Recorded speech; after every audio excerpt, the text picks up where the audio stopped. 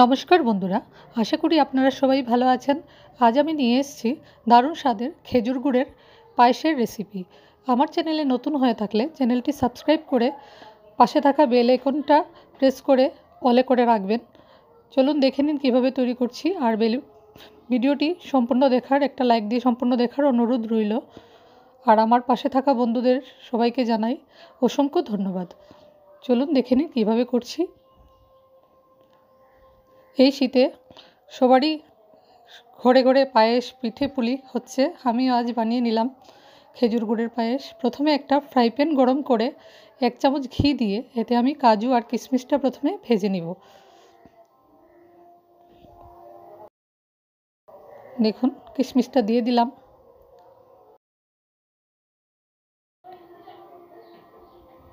কাজু আর কিশমিশটা আমি ভেজে নিয়েছি।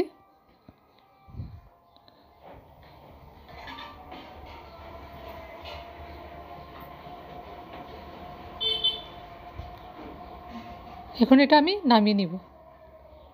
এখানে আমি 700 গ্রাম দুধ আমি গরম করেছি। দেখুন, আমি ফুল ক্রিম মিল্ক নিয়েছি। পায়েসে ফুল ক্রিম দুধটাই দিলে বেশি ভালো হয়। একটু মিডিয়াম গরম করে নিয়েছি। এখন আমি এখানে নিয়েছি গোবিন্দভোগ চাল 2 মুঠো মতো নিয়েছি। আমি অল্প করে করছি। আপনারা 1 লিটার দুধ নিলে আপনারা একটু বেশি করে দিবেন, 50 গ্রাম চাল নেবেন। আমি একটু কম নিয়েছি 50 গ্রাম থেকে। এখানে আমি চালটা ভিজিয়ে তারপর চালটার জল ঝরিয়ে ভালো করে জল ঝরিয়ে নিয়েছি। 1 চামচ ঘি দিয়ে চালটা আমি মেখে রেখে দিলাম। এখন দুধটা দেখুন একটু গরম হয়ে গেছে, দিয়ে দিলাম একটা তেজপাতা। এখন আমি চালটা দিয়ে দিলাম, ভালো করে মিশিয়ে নিব।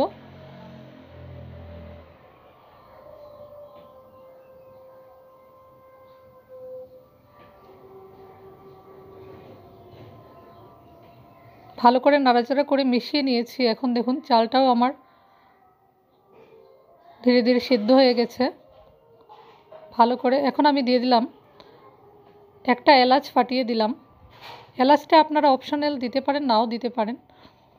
খেজুর গুড়ের এমনিতেই একটা খুব সুন্দর গন্ধ হয়। দেখুন চালটা একদম ভালোভাবে সিদ্ধ হয়ে গেছে।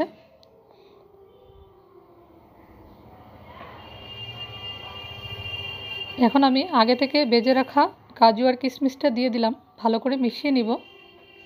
এখন আমি গ্যাসের ফ্লেমটা একদম অফ করে দিয়েছি, গ্যাসের ফ্লেম। এখন আমি আগে থেকে একটু জাল করে রেখেছিলাম 1 কাপ খেজুরের গুড়, আমি এটা দিয়ে দিব। ভালো করে মিশিয়ে নিলাম। এটা যখন গুড়টা আপনারা মেশাবেন, গ্যাসের ফ্লেমটা অবশ্যই আপনারা অফ করে দেবেন, তাহলে আর দুধটাও কেটে যাবে না, খুব সুন্দর হবে। দেখুন ভালো করে মিশিয়ে নিলাম।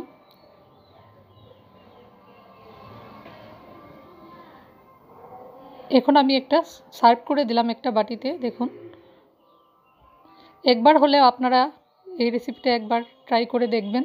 এই শীতে খুব ভালো হয়, দারুণ লাগে এটা। তো রেসিপিটা ভালো লাগলে একটা লাইক করে দেবেন, সবার সাথে শেয়ার করবেন।